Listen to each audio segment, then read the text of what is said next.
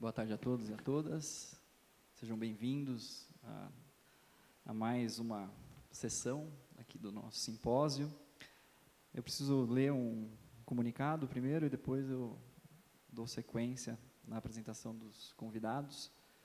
Então, programado para os dias 26 a 29 de setembro, o terceiro Simpósio Internacional de Estudos sobre Futebol é uma iniciativa do Museu do Futebol com o Ludens, Núcleo Interdisciplinar de Pesquisa sobre Futebol e Modalidades Lúdicas, do Departamento de História da Universidade de São Paulo, juntamente com a PUC, Unicamp e Ludopédio. A edição de 2018 também conta com a parceria com o SESC São Paulo e apoio do Consulado Geral da França, Consulado Geral da República Federal da Alemanha e do Consulado Britânico de São Paulo. Então, hoje, nesta mesa, nós temos 13 ilustres convidados. Começo aqui apresentando o Luiz Burlamac. Ele foi organizador da publicação Desvendando o Jogo, Nova Luz sobre o Futebol, junto com Bernardo Borges Buarque de Holanda. É doutorando em História Social pela Universidade de São Paulo, investiga as múltiplas articulações que o dirigente João Avelange teceu na sua primeira eleição da FIFA. Então, o Luiz vem contar um pouco dessa história. Temos também Jamil Chad. Então, já aproveito e apresento eles na ordem da fala deles. Tá? O Jamil é jornalista, correspondente do jornal Estado de São Paulo, na Europa desde 2000 e colunista da Rádio Estadão. Chad já cobriu 3 Copas do Mundo, Olimpíadas, Eurocopas e tem acompanhado a gestão do esporte de perto. Em 2014, lançou o e-book A Copa com ela é, e em 2015, publicou o livro Política, Propina e Futebol, como padrão FIFA ameaça o esporte mais popular do planeta, que relata os bastidores da entidade máxima do futebol e seus escândalos de corrupção. E temos também a professora Silvana Gellner, docente da Universidade Federal do Rio Grande do Sul, onde coordena o Centro de Memória do Esporte, da ESEF, da URGS e o GRECO, Grupo de Estudos sobre Esporte, Cultura e História. Em 2016, ela foi convidada a integrar o Comitê de Reformas da CBF, através do grupo de trabalho responsável por gerar um diagnóstico e um plano de ação para a modalidade do futebol feminino no Brasil. Então, sejam todos bem-vindos. A gente vai ter aqui, eu vou ocupar o lugar do árbitro, né, eu vou controlar o tempo e ser o chato, né, de falar, está acabando o tempo. A gente vai ter aí de 30 a 40 minutos, então dá para trabalhar bem com a questão do tempo. E ao final da fala de cada um, a gente vai abrir para as perguntas, tá? Então, na hora que a gente chegar nessa parte, depois eu explico um pouco melhor como é que vai funcionar. Então, a gente começa com o Luiz, e está aqui. Por favor, Luiz. Olá, gente, boa tarde, tudo bem? Queria agradecer primeiro aqui a Silvana, ao Jamil, que estão dividindo a mesa comigo, ao Sérgio, que está mediando. Bom, como o Sérgio falou, eu estou fazendo uma tese de doutorado sobre a eleição à presidência do Avelange. A primeira eleição do Avelange à presidência da FIFA, em 1974.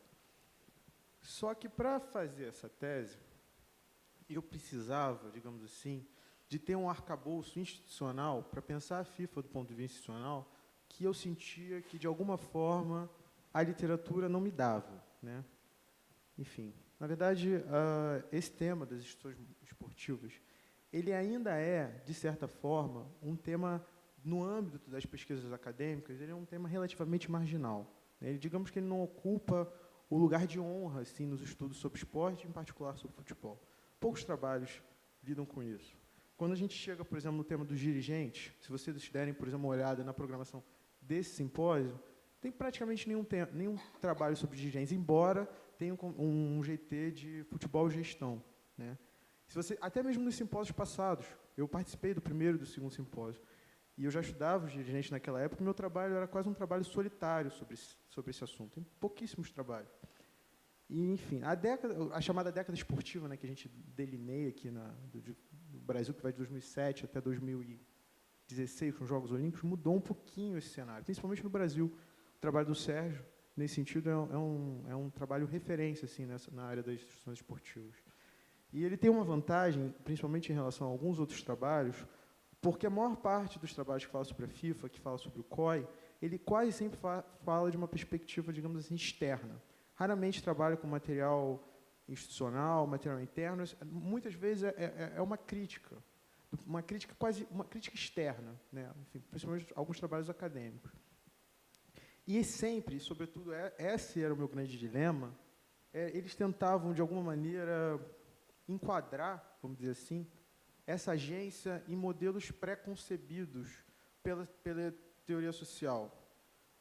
Para mim, o principal exemplo disso, desse trabalho que eu discordo, é o trabalho do Sugden e do Thompson, que tem um livro sobre a FIFA, um livro escrito nos anos 90, e ele vai definir a FIFA como uma espécie de híbrido.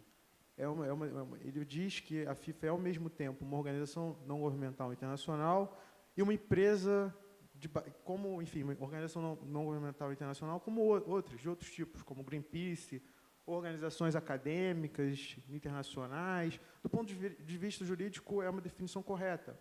Mas ele diz, ele diz que isso é insuficiente, e ele vai dizer, não, mas é também, como a FIFA tem muito dinheiro, é também uma empresa, né? É também ele faz uma espécie de bricolagem.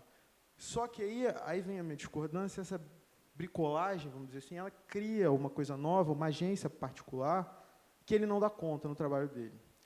E eu precisava disso para entender, digamos assim, o espaço constitutivo que o Havelange, digamos assim, trabalhou. Isso é para a minha tese. E como a literatura não me dava isso, não me dava uma interpretação mais geral, eu falei, não, eu mesmo preciso fazer um quadro geral, porque senão eu ia ter alguma dificuldade de fazer a tese. E é um quadro que eu vou apresentar aqui, é um quadro que se separa principalmente dos documentos da FIFA e alguns outros de Zurich, que eu tive algumas vezes lá. Também tive, enfim, outros arquivos, mas basicamente os documentos que eu vou apresentar aqui são documentos que eu peguei na FIFA.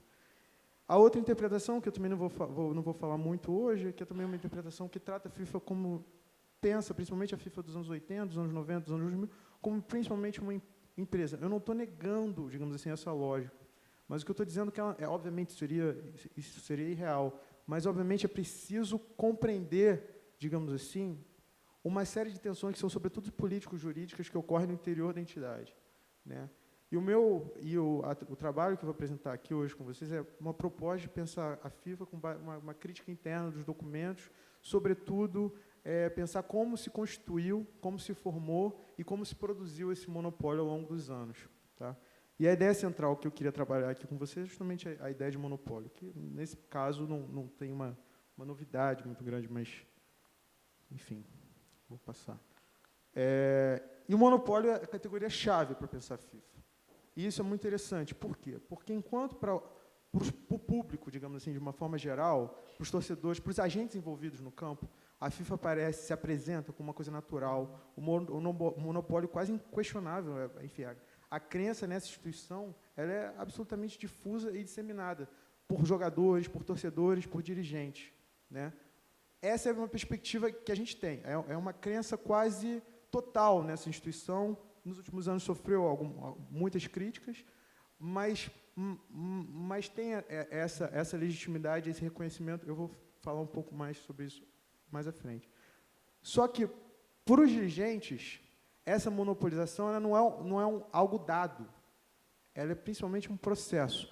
Poderia usar N exemplos. Eu vou usar o exemplo do livro do Jamil, que a FIFA tem um departamento, que ele coloca no livro, tem um departamento, hoje, atualmente, né, de cerca de 150 pessoas, para cuidar da questão do monopólio da marca, de usar o monopólio. Isso só se tratando da marca.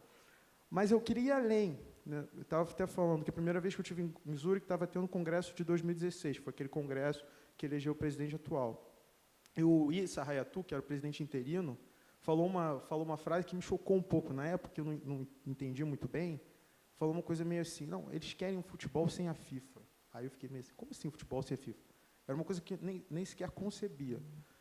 E eu acho que, para entender um pouco isso melhor, só vou usar rapidamente alguns exemplos, alguns outros esportes, porque esse modelo das federações internacionais, o modelo do qual se ancora a FIFA, ele embora seja comum, ele não é o único modelo possível. Se vocês forem olhar, por exemplo, para o boxe hoje ele tem em determinado momento, nos anos 60 e 70, as federações se dissiparam e hoje elas concorrem entre si, porque os empresários de boxe acumularam muitos recursos, acumularam recursos simbólicos, políticos, econômicos. Ou mesmo, para falar de um esporte coletivo, como o futebol, o primo do futebol, o rugby, só foi ter uma federação institucional mundial nos anos 80. Então, por tudo que eu estudo da FIFA, eu acho, e principalmente quando você olha a documentação, é relativamente surpreendente que esse monopólio tenha se mantido de pé. E como ele se manteve de pé? Antes de responder essa pergunta, eu queria dizer no que esse monopólio constitui, sob o meu ponto de vista. Para mim, basicamente, por isso que o subtítulo da minha apresentação é o Esboço Geral de uma Teoria da FIFA, porque é uma homenagem a um texto clássico da antropologia social que se chama Esboço Geral de uma Teoria da Magia. Eu vou explicar isso mais à frente. Esse monopólio é basicamente um regime de certificação. Como assim um regime de certificação? A FIFA tem o direito, basicamente, de certificar e de reconhecer uma série de outras instituições, sobretudo as federações nacionais. Teve um documento dos anos 30, eu vou retomar esse ponto mais à frente, mas um documento dos anos 30, uma carta da Confederação Brasileira de Esportes, à época, que ela pedia, eu achei muito curioso essa carta, porque o dirigente da Confederação Brasileira de Desportos pedia ao secretário-geral da FIFA que emitisse um diploma que reconhecesse a Confederação Brasileira de Desportos como uma organização legítima por regular o futebol no Brasil, né? E aí eu lembrei, quando eu vi isso, eu lembrei de duas coisas. Primeiro, eu lembrei de uma frase do Pierre Bourdieu, que diz que existe tanta magia social nos diplomas quanto nos amuletos, né? O Pierre Bourdieu tem um texto chamado Ritos de Instituição, que é um texto sobre ritos, basicamente. Mas eu também me lembrei dessa passagem do Marcel Mose, enfim, daí sobre como alguns atos jurídicos, eles conseguem ir, quando eles vão além do contrato, eu não vou ler a passagem pela questão do tempo, mas quando eles vão além do contrato, eles são capazes de fazer, de criar, eles são atos criadores, né? Por isso que eu aproximei, fiz essa brincadeira, com esse poder da FIFA, de certa maneira, ele carrega esse conteúdo mágico, porque ele cria realidades sociais. Eu vou voltar a esse ponto no final da minha... Por exemplo, basta pensar, por exemplo, nos torneios e nas ligas que são reconhecidas pela FIFA, né? Enfim, o exemplo clássico aqui é o exemplo do Mundial de Clubes, né? Que é quase como um ato institucional, um ato jurídico, fosse capaz de mesmo criar uma realidade social, produzir uma ficção social, né? E tornar essa ficção legítima. É muito significativo também, por exemplo, um termo que se usa para denominar a Liga Colombiana, o chamado Eldorado colombiano, que se disseminou no final do pós-guerra, o termo pirata. Por quê? Porque está à margem, porque é ilegal, é ilegítimo. Enfim, esse regime de certificação, que eu chamo ele é capaz de regular todo esse movimento internacional. O movimento de jogadores, por exemplo, tem 99,99% da documentação da FIFA, quando você olha a correspondência, regulando o movimento de jogadores, o tal do certificado de transferências. Tem que emitir o certificado de transferência. Os empresários também precisam de certificado, precisam reconhecidos, os clubes, as seleções, enfim, todo esse complexo movimento internacional e quase um mercado internacional de trabalho que é regulado e tutelado pela FIFA. E aí, só que, enfim, esse monopólio, agora eu vou voltar a esses temas no final da minha comunicação, mas esse monopólio, ao longo do tempo, teve uma série de contestações. A principal contestação hoje, a olho nu, que, enfim, é o que eu chamo de uma ameaça interna. Talvez que a FIFA pudesse se romper a partir de dentro, né? Que alguns clubes eles acumularam de tal sorte recursos econômicos, políticos, simbólicos, etc., que eles têm legitimidade de criar um sistema paralelo à FIFA. Eles têm isso, é um perigo. Nos anos 90 talvez tenha sido mais acentuado, mas ele existe, ele vive quase como uma sombra ali na FIFA. Mas eu queria falar também um pouco, antes de entrar... eu queria falar, enfim, como esse é mais conhecido, eu queria falar um pouco também sobre as ameaças externas de algumas instituições que, ao longo do tempo e ao longo dos anos, se colocaram na esfera internacional como instituições rivais e antagônicas à FIFA. A primeira que eu queria trabalhar, que é uma instituição muito relevante na minha pesquisa, são os chamados Jogos Nacionais das Forças Emergentes. É uma experiência terceiro-mundista, para quem não sabe, enfim, dentro da Guerra Fria, o movimento terceiro-mundista, um movimento de não alinhamento, que se fortalece, sobretudo, com a Conferência de Bandung, em 1959. Enfim, esse movimento era um movimento de crítica, sobretudo a crítica ao eurocentrismo e a crítica, no contexto da Guerra Fria, a divisão entre socialismo e capitalismo. Era uma espécie de, vamos dizer assim, terceira via, né, dentro da Guerra Fria, colocar de forma mais...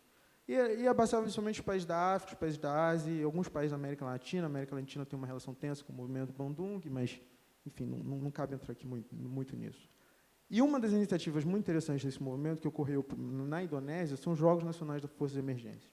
E é muito interessante, porque quando você abre lá a pasta da Indonésia na FIFA, você tem a carta de Ganefo toda arriscada pelo secretário-geral da época, com anotações, com marginais e tal. E o primeiro princípio dos Jogos Nacionais das Forças Emergentes era que esporte e política se misturam.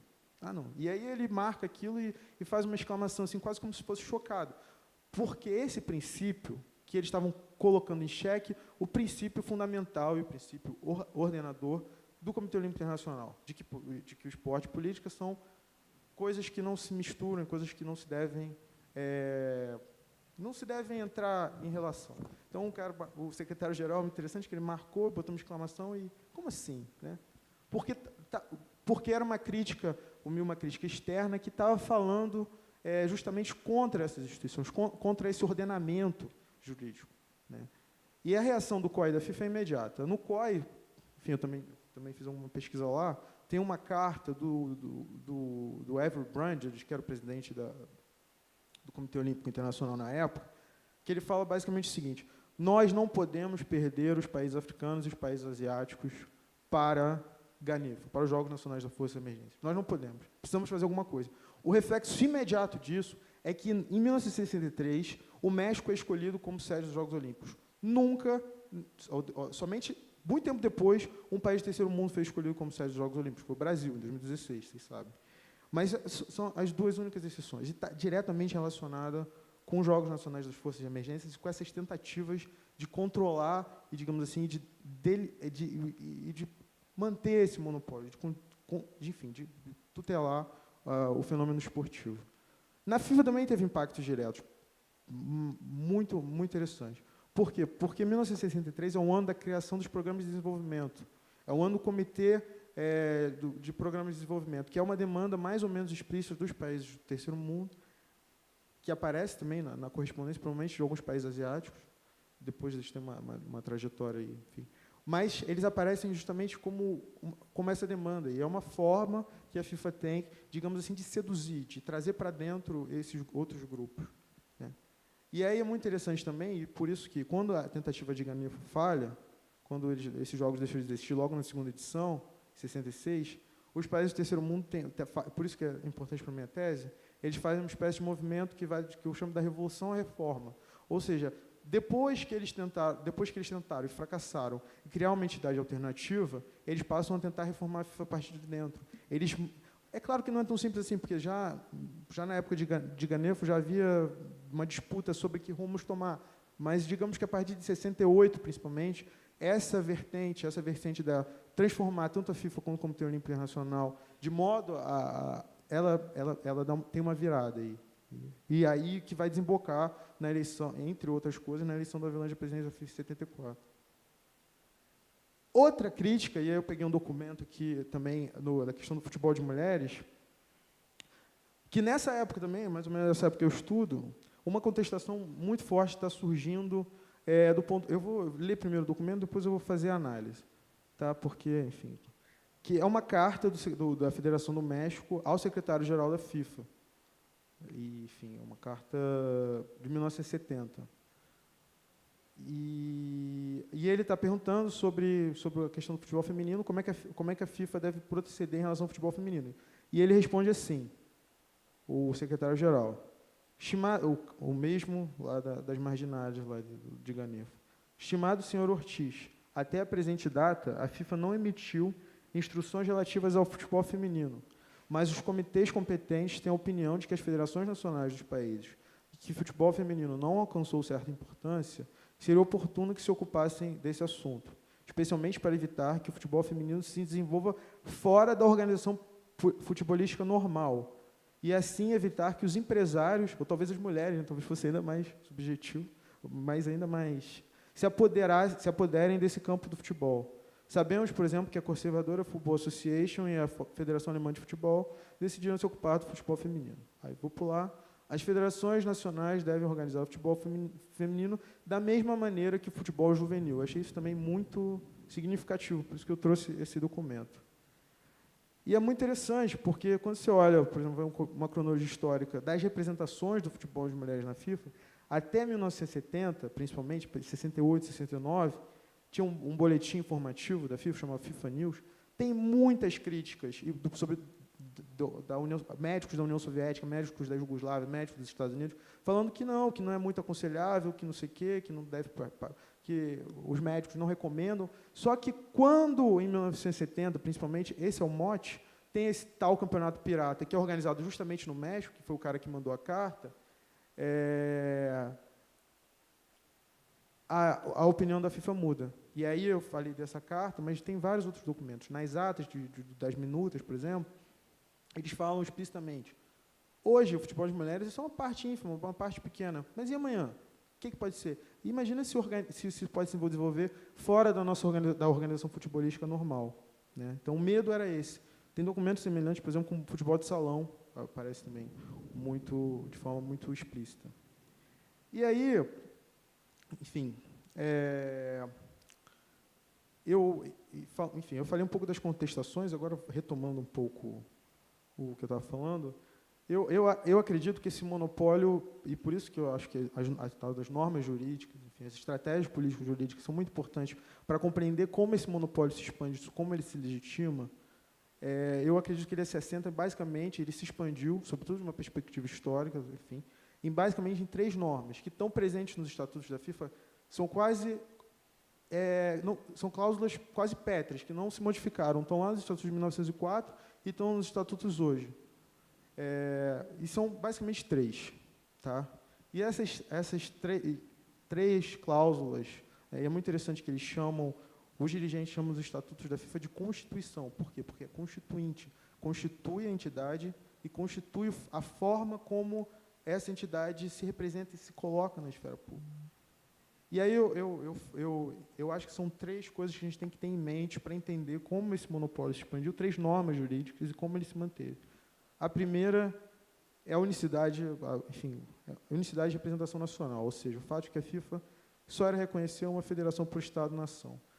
O 2 é de que todas as federações nacionais são iguais entre si. No primeiro estatuto aparece que todas as federações têm direito a uma voz e a um voto. Juridicamente, economicamente e politicamente. Depois eu vou falar um pouco sobre isso. E o terceiro é de que as federações, esse ponto é muito importante, eu vou também tocar nele, é de que as federações nacionais ligadas à FIFA não podem, e tudo que está dentro delas, contrair relações com quem está fora desse círculo de reconhecimento. Isso é muito importante também. Salvo autorização explícita. O primeiro ponto, e eu queria fazer uma crítica, esse primeiro artigo da unicidade de representação nacional é muito importante. Por quê? A FIFA, tradicionalmente, tem sido apresentada e representada em alguns trabalhos, do ponto de vista jurídico, principalmente, com uma organização que se ancora numa estrutura de tal maneira piramidal. O que seria essa estrutura piramidal? Seria uma estrutura que teria os clubes na base, teria as confederações nacionais um pouco acima dos clubes, as confederações acima, e a FIFA ali no topo, regulando coisa de forma quase hierárquica.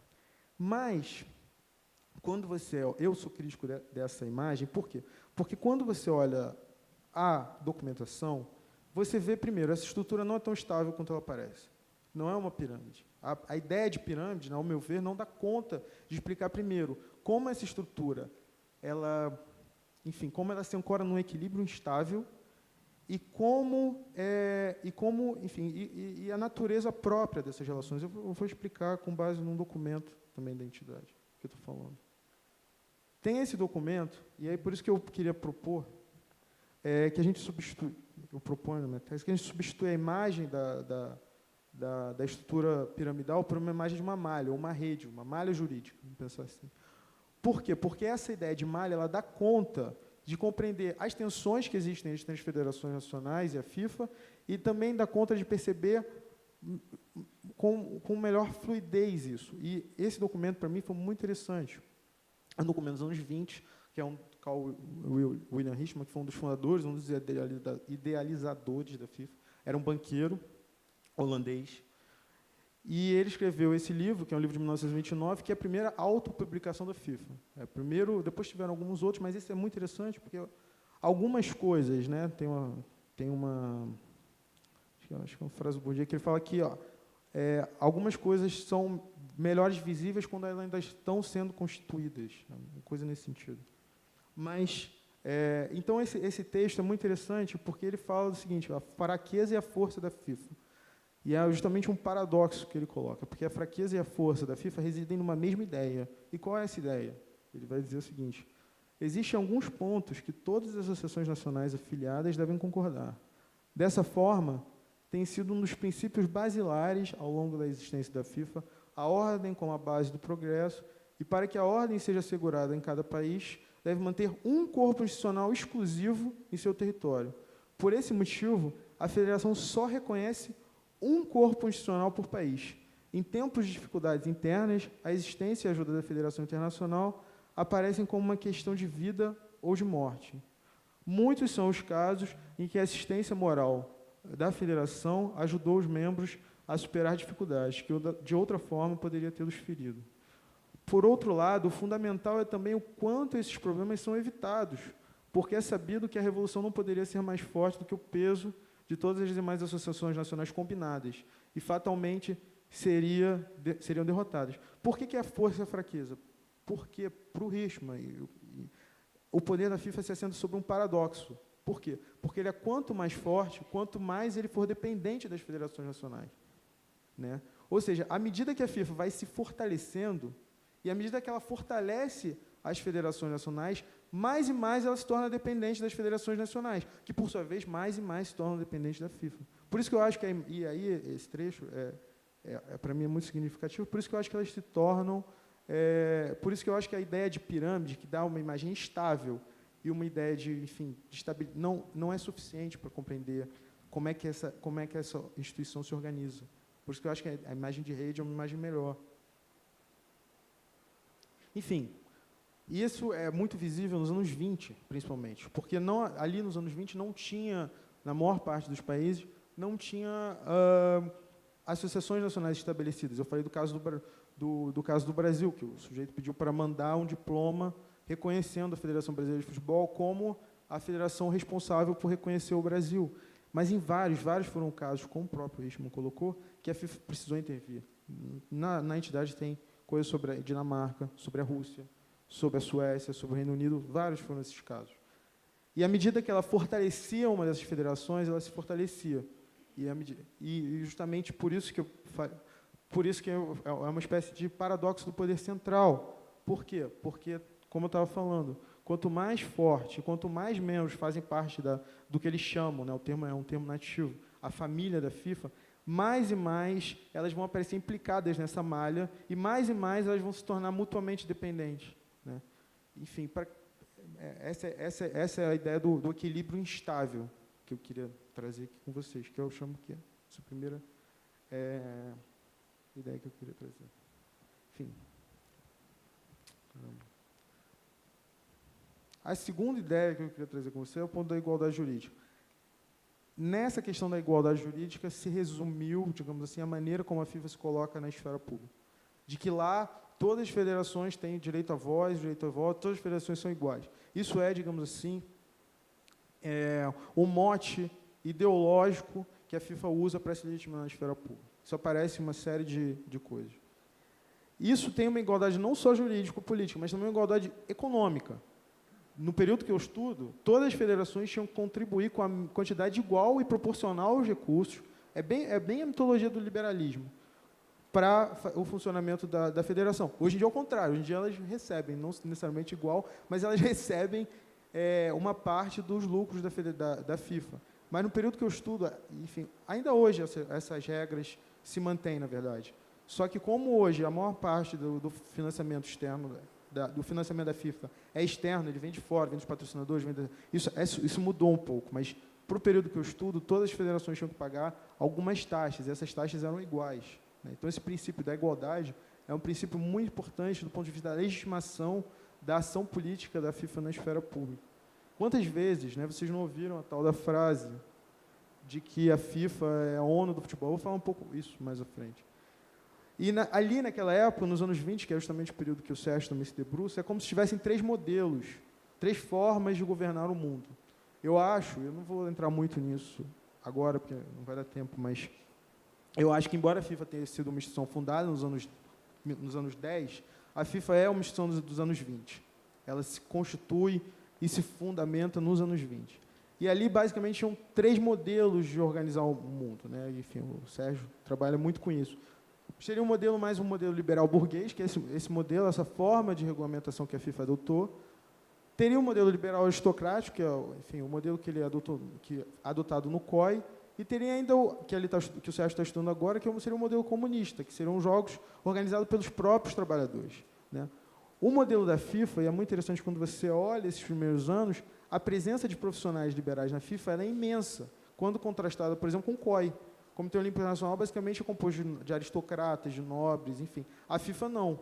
A FIFA tem professores, tem muitos reverendos, tem padres, tem alguns médicos, tem, enfim, o Jules Rimet, eu acho que ele era professor, mas não só ele, assim, esse livro que eu citei, do 1929, tem um pouco a biografia daqueles que faziam parte da FIFA. A vasta maioria era de professores, de médicos, de padres, enfim. Isso é muito interessante, tem a ver com decisões, e eu não vou entrar nisso, mas com as posturas que esses grupos políticos adotaram em relação ao profissionalismo, ao amadorismo, enfim, eu não vou entrar muito nisso agora, não. Basta dizer que essa história, enfim, essa autorrepresentação que a entidade faz de si mesma, ela se manteve até hoje. Essa é a sede atual da FIFA, em Zurique. Esse é um dia um pouco atípico. O Jamil deve saber que estava fazendo muito sol, estava bonito e tal, eu tirei mais fotos. O verão caiu nesse dia. E aí é muito interessante, porque quando você anda, tem uma coisa que também o Bourdieu fala, que a história tem 2 estágios, que tem o estágio incorporado e tem o estágio reificado. O estágio reificado são essas coisas todas que a gente está vendo, é arquitetura, são, enfim, os símbolos que são tornados coisa concreta, trabalho morto, são as instituições, são os prédios, são, enfim, os próprios museus, de certa forma. E quando você olha a sede da FIFA, você vê, por exemplo, essa representação dessa instituição liberal, dessa instituição que acolhe todas, vejam, eu estou falando da autorrepresentação, que acolhe todas as nações da mesma forma. Você vê, por exemplo, ali atrás, vou voltar, ali atrás tem um campo de futebol, ali do lado, tem todas as bandeiras de todos os países, parece um pouco a sede das Nações Unidas até, de certa forma.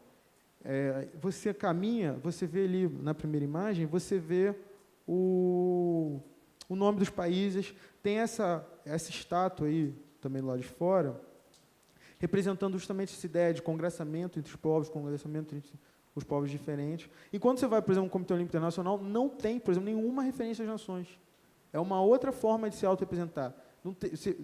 Estava tendo, quando eu fui, estava tendo essa exposição do Brasil, tem umas bandeirinhas amarelas e verdes ali. Mas você vê essas estátuas gregas meio bizarras, e, enfim, musculosas, e tem várias desse tipo. Tranquilo. E na FIFA, não. Na FIFA é essa autorrepresentação. E aí, para entrar no último ponto, eu vou usar também um exemplo da minha época, um exemplo da minha pesquisa, é o exemplo da disputa política que teve nos anos 50. Eu só vou usar esse exemplo como exemplo ilustrativo que eu estava chamando de terceira regra, de que elas não podem ir além do círculo de reconhecimento. Então, nos anos 50, a China resolveu sair da FIFA, 58, mais precisamente. Por quê? Porque na época da Guerra Fria, Taiwan, o que hoje a gente conhece como Taiwan, não se dizia como Taiwan, se diz como China.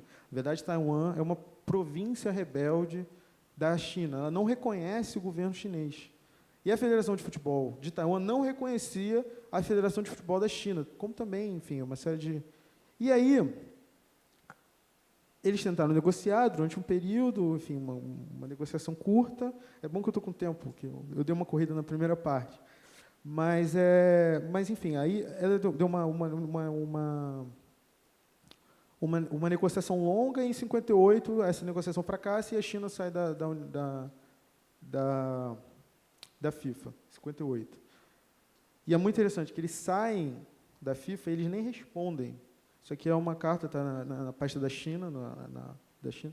Eles nem respondem a carta que a FIFA manda para eles, porque fazia parte desse rito de saída da FIFA, eles tinham que preencher, tinham que avisar, tinham que comunicar e tal. A FIFA é muito interessante quando você olha para...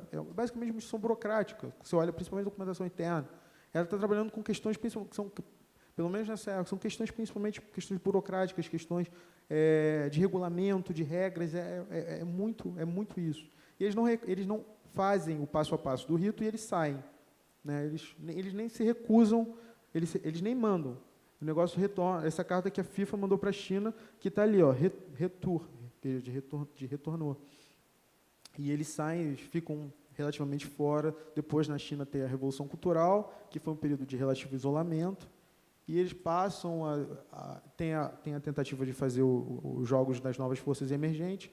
E a partir de 71, quando tem a China, digamos assim, ela volta para a arena internacional e tenta voltar a participar dessas instituições esportivas da FIFA e de várias outras, não é só a FIFA, várias outras instituições internacionais. E aí, não, mas eu queria contar uma história. E é muito interessante, porque isso é já depois, mas eu queria muito contar essa história para vocês. Quando o Avelange, lá no final dos anos 70, ele faz as negociações para colocar a China de volta à FIFA, tem toda uma discussão jurídica, e o Kessler, que era o secretário-geral, estava muito preocupado com a questão jurídica, com a questão de legitimidade, com a questão burocrática. Enfim, são burocratas. E aí o Avelange fala assim, não, então eu vou chamar aqui um advogado brasileiro. E aí o advogado brasileiro chega lá, o João Lira Filho, que é até uma figura importante na história do esporte brasileiro. Ele chega lá e fala assim, não, tudo bem, realmente, tem a questão jurídica, a questão legal, mas em alguns casos, na lei, o fato social se impõe sobre a norma jurídica. Aí, enfim, tinha que ser, quando eu li isso, eu falei, não, tinha que ser o jurista brasileiro para ter essa brilhante conclusão, né? Mas, enfim. Mas, enfim, a partir de 71, quando a China, digamos assim, ela sai desse relativo isolamento que é propagado pela Revolução Cultural, uma das principais estratégias dela é fazer alguns jogos com uma forma assim de boa vizinhança, uma política de boa vizinhança. Ele faz vários jogos na África, já nessa época. Só que as associações africanas são filiadas à FIFA, e a China não. E ela não consegue fazer os jogos. Tem várias sanções, tem algumas cartas nesse sentido. Isso de 71 até 74, principalmente. O comitê executivo é relutante, ele diz, não vou autorizar. Tem até um caso, esse caso eu encontrei na Inglaterra, que eu fiz pesquisa em Londres. Tem um caso de um diplomata inglês que ele está tentando fazer uma mediação de um jogo da FIFA com times da Inglaterra. E aí ele fala assim, não, eu estou tentando, mas eu não entendo. E na época o presidente da FIFA era inglês, mas eu não consigo, porque eles dizem que as barreiras, FIFA Invisible Hurdles, ou seja, as barreiras invisíveis da FIFA não permitem. Era uma linha que interditava, ao mesmo tempo que possibilitava a circulação de jogadores, de técnicos e de clubes e seleções, ela interditava a circulação de todos que não fizessem parte desse círculo. Então, a China, por exemplo, que não podia jogar, não deixou. Quando a Avelange, e aí ele entra em 74, a primeira coisa que ele faz é autorizar esses jogos. Enfim, mas essas sanções, e a gente está falando da China, né, mas as sanções, a FIFA aplica sanções e vetos a quem burlar essas regras. Né? E aí eles só vão, e é por isso que eu trouxe essa imagem, eles só vão conseguir fazer esses jogos a partir de 78, 79, e os jogos que eles estavam tentando fazer em 71, que eram jogos com o Arsenal, com o Chelsea, com outros times, eles fazem em 78, 79, e eu trouxe ao programa aí da... Mas, enfim, concluindo, o que eu quis propor aqui, enfim, numa linha muito particular, é que, para pensar a FIFA, pensar as instituições, eu acho que a gente tem que tomar como ponto de partida, não como ponto de chegada, a autoimagem, a forma como as instituições se pensam, os estatutos, o material institucional, isso tem que ser o ponto de partida, principalmente quando você vai analisar política, que era o que eu precisava fazer dos anos 50, 60 e 70, para entender qual é o espaço, como esse espaço se constitui, como esse espaço se organiza. Essa é a primeira coisa. A segunda que eu queria falar é quanto mais recursos, e como eu estava falando no começo, mais esse monopólio vai parecer indestrutível e, sobretudo, natural. Quando o historiador examina e mostra como esse monopólio se constituiu, de uma forma, sobretudo de uma forma histórica, a gente consegue, de alguma forma, desnaturalizar um pouco essa imagem, quebrar um pouco essa imagem. E aí eu queria terminar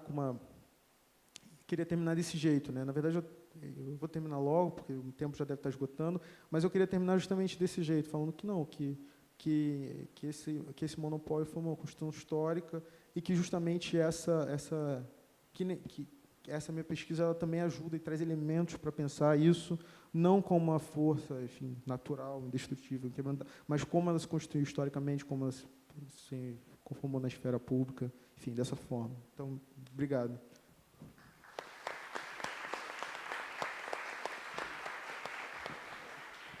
Obrigado, Luiz. Cumpriu aí, arrisca o tempo.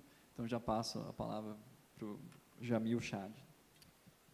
Sérgio, obrigado pelo convite, obrigado por o pessoal que organizou. Cheguei hoje pela manhã da Suíça e eu vou desmentir. Ontem fazia sol também lá, entendeu? Então, foram pelo menos 2 dias esse ano já com sol.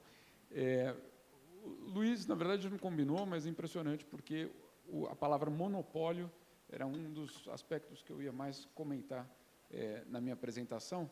Vou dar uma modificada para não ficar muito repetitivo. Mas, antes de começar, eu queria contar uma história para vocês rapidinho. Só para quem não sabe, eu sou correspondente do Estadão em Genebra, mas o esporte eu diria, uns 30% do meu trabalho. O resto a outra parte do esporte, que chama poder e corrupção. Mas, de alguma forma, também acaba tocando algo muito parecido. No começo do ano, eu fui convidado para fazer uma palestra para procuradores, justamente sobre cooperação internacional e o combate à corrupção.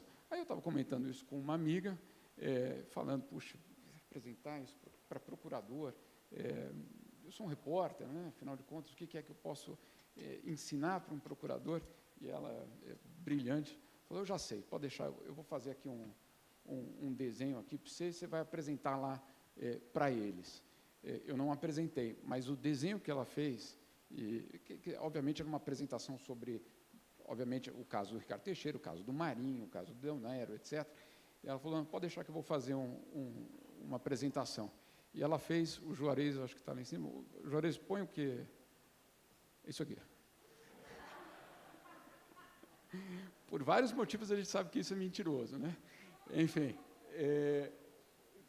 é só uma brincadeira que ela fez, que obviamente eu não apresentei, mas só para dizer o seguinte, essa não é a história que precisa ser contada dos bastidores, da estrutura do futebol, do que de fato essa estrutura que a gente conhece hoje como FIFA, que você bem explicou, Luiz, foi uma construção, a cobertura desse evento FIFA, dessa estrutura, e aí eu toco na palavra talvez principal dessa minha apresentação, essa estrutura de poder, ela não tem como base algo assim, muito pelo contrário, né? Ela é uma estrutura de poder em que, em alguns momentos, alguns vão aparecer e vão fazer parte dessa estrutura de poder.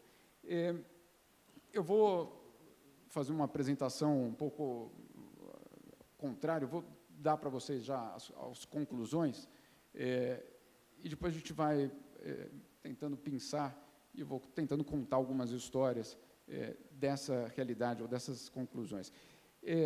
Como eu disse, eu sou repórter, cobrindo desde direitos humanos, mas também casos de corrupção, tantos outros assuntos, e a cada tanto um amistoso da seleção brasileira, uma reunião da FIFA, uma reunião do COI, preparação de uma Copa, um outro evento. E como repórter, eu vou ser muito sincero, você chega num evento desse e termina o dia e muitas vezes eu me sentia sujo. Sujo por não ter cumprido meu papel de repórter, de dizer, de fato, o que estava acontecendo naqueles locais. né? Primeiro porque são locais herméticos, ou seja, você não tem acesso à tomada de decisão daquele momento, isso é claro, e também porque, de fato, existe uma cortina de fumaça muito bem bolada, que se chama futebol, né? Essa cortina de fumaça para o próprio exercício de poder que está por trás disso. E teve eu estudo ainda a introdução do que a gente vai falar, tudo isso teve um momento, basicamente, que eu voltei para casa dizendo, daqui não passa, não vou aceitar mais mandar matéria para o jornal, amistoso da seleção brasileira é grande teste para a zaga, não é, né? É uma mentira isso. O técnico vai fazer 3 substituições para planejar a Copa América, mentira isso também, né? Então, vamos lá, o que é exatamente que a gente estava fazendo naqueles amistosos, naquelas reuniões da FIFA, naqueles eventos? E foi um evento específico que como eu disse, voltei para casa lavando a mão, basicamente. Foi um jogo, um amistoso Brasil e Japão, no interior da Polônia, ao meio-dia de uma quarta-feira, né, no estádio vazio. Sério mesmo que eu vou escrever que o Brasil ganhou de 4-0? Essa não é a história, isso é uma outra história, obviamente você não sabe o que está acontecendo, né, mas é uma mentira você passar para o torcedor, para o leitor, para o cidadão, que ali aconteceu um jogo, o Brasil ganhou de 4-0 do Japão. Naquela mesma semana, o Brasil fez um outro jogo, Brasil e Iraque, na Suécia.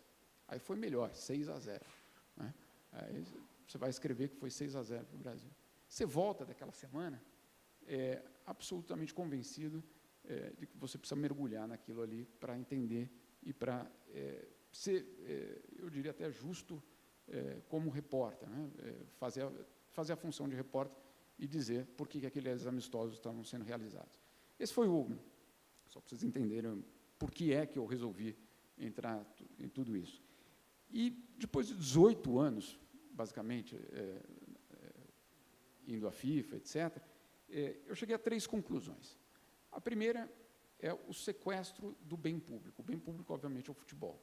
Estou levando em consideração que existe um bem público que basicamente de todos, não tem um proprietário, mas, e aí a palavra monopólio entra, esse sequestro desse bem público. Aí vocês poderiam dizer, como bem disse o Luiz, bom, mas precisa organizar eventos, técnicas, toda a parte burocrática, é verdade. Agora, o que fica muito claro, isso você entrando na FIFA e conhecendo o funcionamento, fica muito claro, e aí é o que eu quero entrar, é que esse monopólio, ou esse sequestro, por isso que eu chamo de sequestro, ele é baseado numa falta de transparência total, numa falta de accountability total e numa falta de Estado de Direito total. A gente vai entrar nisso no final também. E aí, como que isso se reflete na prática? E eu vou dar 2 exemplos para vocês de como esse monopólio vira um sequestro quando as regras não são claras ou quando esse monopólio tem como objetivo servir a um grupo de pessoas e não ao bem público, que era o futebol. E é um caso real, eu não me lembro agora, sinceramente, se eu conto ele inteiro no livro ou não, mas é o seguinte, a FIFA precisava escolher uma empresa para ser a vendedora de ingressos para a Copa do Mundo da Rússia, agora em 2018. Isso já foi, se eu não me engano, 2013, 2012, por ali. E aí a FIFA faz, olha só, uma licitação, impressionante, né? Faz uma licitação, as empresas se apresentam, e aí 2 empresas chegam para a grande final, né? E aí o comitê vai decidir.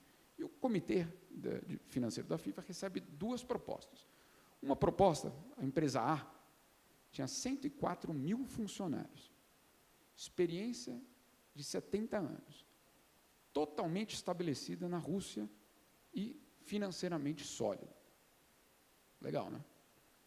Empresa 2, 6 funcionários, nenhum conhecimento do mercado russo, 20 anos de experiência e uma estabilidade financeira total. Isso é dito no documento da FIFA. Adivinha qual empresa ganhou o contrato? obviamente, a empresa que era amiga, basicamente, naquele momento, era o Grondona que tomava a decisão, o Julio Grondona, e essa empresa 2 que ganha o contrato.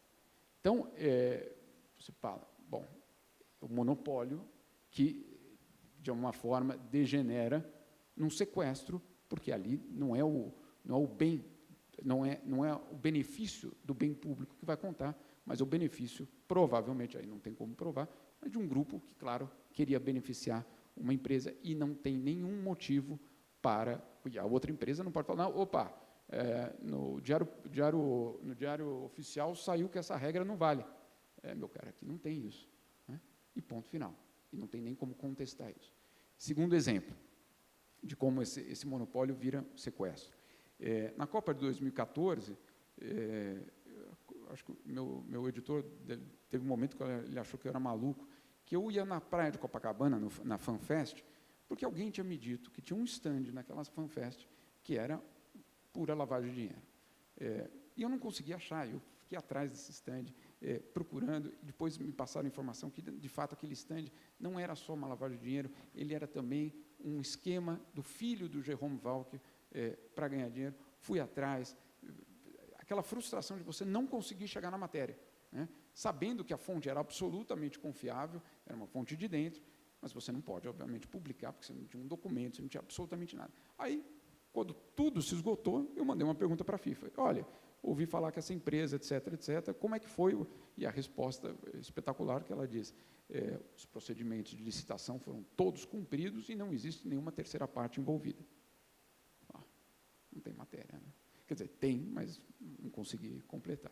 Semana passada, o CAS, o Tribunal Arbitral dos Esportes, confirmou a condenação de Jerome Valcke e publicou todos os documentos do processo. E olha só, no meio, uma empresa, um stand na FanFest do Rio de Janeiro, em Copacabana, exatamente aquela que eu estava lá. É mais frustrante ainda, porque você tinha a história há 4 anos e não conseguiu publicar, mas enfim. E aí, todos os e-mails internos entre o Thierry Weil, que era o diretor de marketing, e o Jerome Valcke, secretário-geral, combinando que o contrato seria dado para o filho. Mas hoje, mais ou menos, R$2 milhões de adiantamento por aquilo ali. Então, como o monopólio se transforma em sequestro. Ponto número 2, esse era o ponto número 1. Ponto número 2, o profundo clientelismo que essa estrutura que o Luiz apresentou gera. Esse clientelismo, você fala, bom, mas se você não tem um controle externo e se você não tem transparência, como é que a gente sabe exatamente que uma eleição na FIFA é baseada naquilo ali que o Luiz falou, um país, um voto? Como é que a gente sabe que aquele voto, aquela decisão daquele voto é tomada com base no benefício do bem público ou no benefício do bolso do eleitor? Não tem nenhum controle. Né?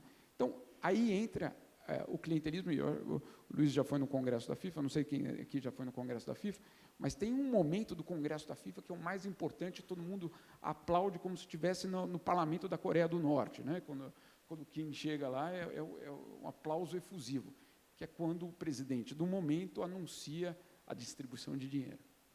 Aí é efusivo, é uma coisa assim espetacular, as pessoas aplaudem, etc. Tal. É quando ele anuncia quanto vai ser distribuído mais de dinheiro naquele ano para aquelas federações. A média, nos últimos anos, tem sido de $1,5 milhão por federação. Falava, para o Brasil, para a Alemanha, para a Itália, para a Espanha, isso não é nada. É verdade. Para esses países ou para essas federações, não é nada. Agora, pegando a FIFA, e essa parte impressionante, você tem, das 200 e tantas federações, 110 delas têm uma receita anual de menos de $1 milhão. Aí, de repente, o que vem ali da FIFA não é só um complemento, é o fundamento das tuas contas. Né? Então, você tem ali uma relação que vai muito além de só, é mais uma prestação, é uma distribuição de dinheiro. Não, não é só uma prestação de dinheiro, a tua existência também depende daquela pessoa que acabou de anunciar. Por isso, esses aplausos efusivos. Não só os aplausos, e não só esse controle, mas também, por exemplo, quando a gente fala na retribuição. Nada disso é de graça. E aí a retribuição é, obviamente, na hora do voto, perenizando alguns desses dirigentes, perenizando algumas dessas decisões. E aí, rapidamente, só para explicar como funciona também, ou como funcionava, bom, a gente vai entrar nisso no final, como funcionava o controle dessa eleição. Tinha um momento, teve uma eleição que foi espetacular, que inventaram lá internamente na FIFA, que, afinal de contas, é tão importante a votação, vamos fazer uma foto do senhor votando, hein? Então, tá bom. Aí ficava lá o presidente do momento votando, e a foto era feita da cédula de votação dele. Né? Então, é espetacular, porque, obviamente, depois o próprio presidente controlava quem é que tinha votado nele ou não. Aí isso era muito absurdo, não dava mais, vamos mudar o esquema para a próxima eleição. Aí, o esquema, e isso é contado, não é uma invenção, o candidato X, que queria ser reeleito, ou eleito, chegava e entregava para os candidatos, o staff dele, obviamente, entregava para os eleitores uma caneta. E falava, você tem que votar com essa caneta. Então, na hora de chegar lá, o presidente da Federação de Ilhas Maurício, ou de Togo, etc., votava com aquela caneta. Por quê? Porque depois, na verificação dos votos, eles poderiam checar se aquela pessoa, de fato, votou nele ou não. E se não teve você não vendeu o teu voto para duas pessoas ao mesmo tempo. Então, isso é uma realidade, até muito pouco tempo, muito real, da tomada de decisão na FIFA. A gente pode falar de vários outros assuntos, mas como o Luiz tocou na questão do monopólio, eu acho que eu vou passar para essa parte final e justamente para a parte, e deixar até para perguntas, porque eu tenho certeza que vão ser interessantes. A terceira conclusão, que é justamente a neutralidade política, que o Luiz também falou, essa blindagem.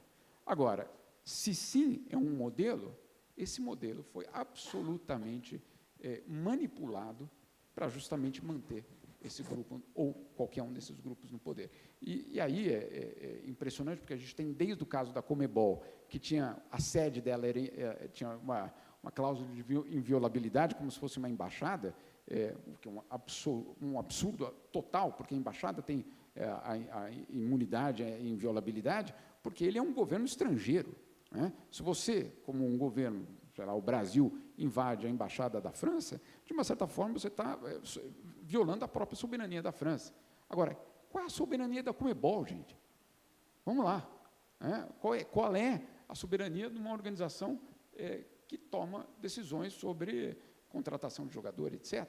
Né? Então, isso é um dos vários exemplos de como essa neutralidade política foi manipulada, utilizada, instrumentalizada para, obviamente, blindar algumas pessoas ali dentro, que não era mais uma questão só de uma proteção, era, de fato, um privilégio estabelecido. E aí começam as contradições totais. Por exemplo, o ministro de esporte da Rússia, membro do Conselho da FIFA. Bom, espera aí. E aquela questão de neutralidade política? Mas ele é o próximo organizador da Copa, né? E ele é o cara do Putin. E ele é a pessoa... claro, é o cara que organizou o doping. Como é que a gente vai tirar ele dali? Então, as regras, e por isso que eu volto na questão do Estado de Direito, que é uma organização que tem toda essa estrutura, que o poder faz parte central dela, mas que o Estado de Direito não é cumprido. Porque ele não é cumprido porque justamente não vale, não é para isso que ele existe. Ele existe para justamente manter alguém no poder. E aí podemos entrar, inclusive, na questão da isenção fiscal, que é uma outra aberração. Por quê? Porque, internamente, como é que a FIFA justifica a isenção fiscal? Olha, esse é um imposto do futebol, porque, afinal de contas, eu vou recolher 5 bilhões de dólares em receita, mas isso vai ser distribuído depois para o futebol. Em parte é verdade. O que ela não conta é que só em salários são 100 milhões de dólares. Né?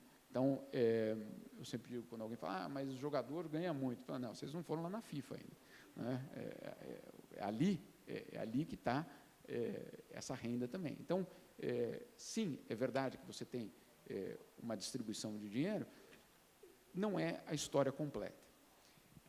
E aí, para chegar agora já na parte final, vocês poderiam dizer, bom, mas, claro, isso tudo mudou com as prisões dos cartolas da FIFA, não foi? Tenho certeza. Então, agora, vocês imaginam o seguinte, depois das prisões, depois de todo o escândalo mundial, você acorda um dia, imagine, nós estamos no país FIFA, né? Claro, todo mundo deixa a carteira em casa, tal, aquela coisa, mas você está no país FIFA, e aí você acorda um dia, e o procurador-geral do país foi demitido pelo presidente, e o Supremo Tribunal foi desmontado, durante a noite, inclusive. Como assim? Foi exatamente isso o que aconteceu com a nova FIFA, que o Gianni Infantino chegou em um momento e demitiu o procurador-geral e demitiu o juiz. Simplesmente assim. E, obviamente, colocou pessoas, eu diria, mais do que questionáveis. Essa é a nova FIFA. Vai além. Quando o comitê de governança, que teoricamente era independente, começou a investigar a presença do Mutko, do ministro russo, no conselho da FIFA, imediatamente a FIFA mandou uma delegação para falar com o presidente do comitê de governança para dizer, olha só, não faça isso porque ele precisa ficar e nós precisamos que a Copa de 2018 seja perfeita. O presidente do comitê de governança entregou a chave e foi embora. Outras duas pessoas fizeram a mesma coisa, uma delas, inclusive, era uma sul-africana, Navi Pillay, que era a alta comissária de direitos humanos da ONU, falou, não tenho nada para fazer aqui. E essa é a nova FIFA depois das prisões dos cartolas. Né? Uma FIFA em que a independência, vamos dizer assim, do judiciário não existe e que o Estado de Direito, eu insisto, é uma ficção. É uma ficção porque ela ela é aplicada quando é necessário, ou ela é ignorada sempre que necessário. E aí a gente entra num tema que é controverso, mas que é impressionante, que é a punição ao Marco Polo Del Nero. Você vai falar, bom, mas obviamente corrupto. Eu não sou juiz, para começar. Sim, nos Estados Unidos, indiciamento. Sim, elementos muito claros de um indiciamento nos Estados Unidos. Agora, por que a FIFA ficou em silêncio durante 2 anos, com um processo aberto? Quantas páginas aquela investigação da FIFA produziu sobre o Del Nero durante 2 anos? Nenhuma. Ou seja, quando convinha, nada foi feito. Quando o julgamento do Marinho aconteceu nos Estados Unidos e que todas aquelas provas saíram, a FIFA rapidamente importou aquelas provas, utilizou aquelas provas e falou, viu, punimos. Não, mas calma aí. E a investigação que vocês fizeram? Ah, não, nós não fizemos. Então, eu estou usando esse exemplo de propósito, né, para dizer, olha só, o Estado de Direito na FIFA é uma ficção. A nova FIFA, que se apresenta como uma entidade que já superou os problemas, que isso é coisa do passado, etc., etc., não é verdade. E se você pegar o outro elemento de muita crítica, que era o luxo, a exuberância, vamos dizer assim, dos gastos com os próprios dirigentes, e não é que isso não mudou, eu, na última Copa, pude ver com meus próprios olhos, que não só isso acabou, mas ela ficou reforçada, porque, claro, aqueles que chegaram querem os mesmos direitos ou o mesmo status daqueles do passado. Então, aquele PowerPoint com o Ricardo Teixeira no centro é mentiroso. Né? Colocar uma pessoa e achar que você vai tirar aquela pessoa e o esquema vai ser desmontado, esses últimos 3 anos, desde as prisões dos cartolas, mostrou que não foi o caso. Mostrou também que existe uma força muito grande interna entre eles mesmos para se recompor. O monopólio que o Luiz citou, permite isso tudo. De uma certa forma, hoje o que nós temos é, obviamente, uma FIFA com uma nova imagem, com uma nova linguagem, com uma nova relação, inclusive, com nós, jornalistas, e talvez até com o público, mas uma estrutura que não foi tocada. Se depois o Sérgio quiser me perguntar se eu acho se tem solução, a gente pode deixar mais para frente.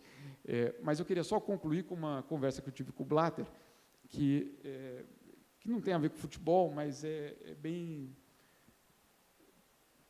Eu vi isso como algo bastante simbólico. Eu estava num almoço e ele falou, vou te contar uma coisa, sabe, vocês estão todos aqui, eu acho que éramos 4 ou 5 repórteres, ele falou, sabe, uma vez por ano, todos os presidentes das federações de esportes que estão baseadas aqui na Suíça, eles se reúnem, né, uma confraternização entre, você imagina a confraternização de presidentes de federações internacionais, isso é fantástico. Mas o presidente do COI, o presidente da FIFA, do vôlei, do basquete, do badminton, né, enfim, todos aqueles que estão na Suíça. E sabe o que eles me dizem sempre? Eu sou o Blatter contando. Sempre quando eu chego, eles fazem um brinde, e o brinde é: obrigado, Sr. Blatter, por atrair para a FIFA toda a atenção do mundo. Ou seja, de uma forma muito irônica, basicamente dizendo, a FIFA tem sérios problemas, imagine onde a imprensa e a atenção pública não está cobrando respostas diárias. Então, essa é a minha apresentação, depois, obviamente, vamos abrir para perguntas. Muito obrigado. Obrigado, Jamil. Passo a palavra à professora Silvana. Bom, boa tarde a todos e a todas. Queria agradecer imensamente a coordenação do evento pelo convite para fazer parte dessa mesa. Dizer da alegria de estar com o Serginho, o Luiz e Jamil. Jamil agora deixou em suspeição, tem saída, né? Todo mundo vai esperar que eu termine de falar para fazer a pergunta se tem saída. Daí a gente já pode incluir no tema do tem saída o que eu vou discutir. Quer dizer, eu não posso discutir outra coisa senão o futebol de mulheres, porque eu não estudo instituições, muito menos a FIFA, e nem a CBF. Então, quais são as instituições que fazem parte, digamos assim, da minha vida, né? Eu sou uma professora universitária, trabalho há mais de 20 anos com o tema de mulheres e esporte, e o trabalho que eu faço na universidade me aproximou, digamos assim, de algumas instituições. Eu diria que são 4 bastante importantes, né? Ministério do Esporte e Secretaria de Políticas Públicas para as Mulheres durante o governo Lula e depois durante o governo Dilma, com a assessoria, ou nem tanto, não assessoria direta não, mas dialogando com temas sobre gênero, sexualidade, sobretudo no esporte, nos programas sociais do Ministério. O Museu do Futebol, que acabou dando a mim uma grande visibilidade quando a gente trabalhou no projeto de visibilidade para o futebol feminino, ou seja, a perspectiva que me projetou, com a qual, para construir a curadoria da exposição, eu comecei a buscar acervos sobre as mulheres no futebol, e que também, de certo modo, projetou uma perspectiva e um foco na minha carreira ou na minha trajetória com as mulheres do futebol, e que acabou, que é um pouco porque eu fui convidada para essa mesa, de participar de 2 comitês, né, da CBF, que é um pouco do que eu vou relatar para vocês, que comitês foram esses, o que aconteceu e, sobretudo, o que não aconteceu. Então, na tentativa de me aproximar da CBF, que para mim é algo muito distante da minha vida até esse momento, fiz vários contatos dizendo que era uma professora e que ia organizar uma exposição no Museu do Futebol, gostaria de fazer contato para buscar documentos. Tentei, por várias vezes, chegar na seleção, conversar com as jogadoras para buscar acervos, na medida que não existem praticamente acervos, que a ideia da oralidade, entrevistar essas mulheres seria importante. A CBF nunca respondeu, a assessoria de comunicação pouca atenção deu, até que, efetivamente, em função, por 2 momentos no ciclo de debates que teve no museu de visibilidade do futebol feminino, eu participei em quase todas as edições, em 2 delas acabei falando, e algum representante da CBF esteve lá e, não só me conheceu, mas começou a fotografar os slides que eu fazia da apresentação. né, porque estava falando sobre história do futebol no Brasil. E, ao final, apertei. Ele disse, eu não sabia que em 1988 tinha sido a primeira convocação. A senhora pode me passar esses dados? Não, tudo bem, está aí, é público. Mas aqui me demonstrou que a CBF não sabia nada, né, da presença das mulheres. Nesse sentido, ao tentar chegar, e sempre a negativa de tentar chegar, uma reunião no Torneio Internacional de Brasília, a gente invadiu o hotel, efetivamente, da seleção, que estava a seleção, porque eles não permitiam que a gente chegasse. Eu e mais 2 orientandas invadimos o hotel para tentar falar com as jogadoras e abriu ali um leque de possibilidades de contato com as jogadoras, né, para que pudesse, enfim, ter um pouco mais de acervo, de histórias para serem contadas. Também, nessa perspectiva, abriu um espaço. Eu estava nos Estados Unidos quando teve um amistoso da seleção brasileira em Seattle. Eu pedi a coordenação se eu poderia participar. No fim, eu fiquei junto com a delegação por 2 dias, o que foi bastante positivo. Bom, nesse meio tempo, aconteceu as 2 experiências que eu quero relatar. A primeira, com o Comitê de Reformas da CBF, foi criado um grupo de trabalho de futebol feminino, coordenado pela Ana Paula Oliveira, a árbitra, e pela Formiga. Em função desse meu contato, digamos assim, com as jogadoras, né, e as jogadoras desde a primeira geração, desde Cici, eu comecei a muito procurar essas mulheres. Eu fui convidada, um dia eu estou em casa e recebo um convite para participar do comitê, né, de reformas, desse grupo de trabalho. Claro que o convite foi por parte dessas 2 mulheres que estavam coordenando esse grupo de trabalho. Ele tinha 4 temas, né, 4 focos: desenvolvimento, marketing, seleções e competições. Eu acabei participando e coordenando o subtema, ou subgrupo de desenvolvimento. Nesse momento, eu estou falando de 2016, a gente fez pelo menos uma reunião presencial com todo o grupo na CBF, e a gente trouxe uma série, esse comitê se reuniu e fez uma série de recomendações à Confederação Brasileira, pensando no desenvolvimento da modalidade, ou do desenvolvimento das mulheres dentro da própria CBF. A primeira tecla que a gente bateu e continua batendo insistentemente é a criação do departamento feminino na CBF, né? E um departamento que tem exatamente esses 4 subtemas, que foram também temas que a gente discutiu: desenvolvimento, marketing, seleções e competições, na medida que a gente ainda percebe que a CBF, quando se preocupa com o futebol de mulheres, está muito centrado na questão das seleções, né? E meio que desconsidera outras ações. Bom, a gente fez uma série de recomendações, vocês podem ver, não vou ler, mas agrupamos em 3 pontos: as estratégias de visibilidade, esse é o Comitê do Desenvolvimento, né, e a realização de cursos de capacitação específicas para as treinadoras mulheres.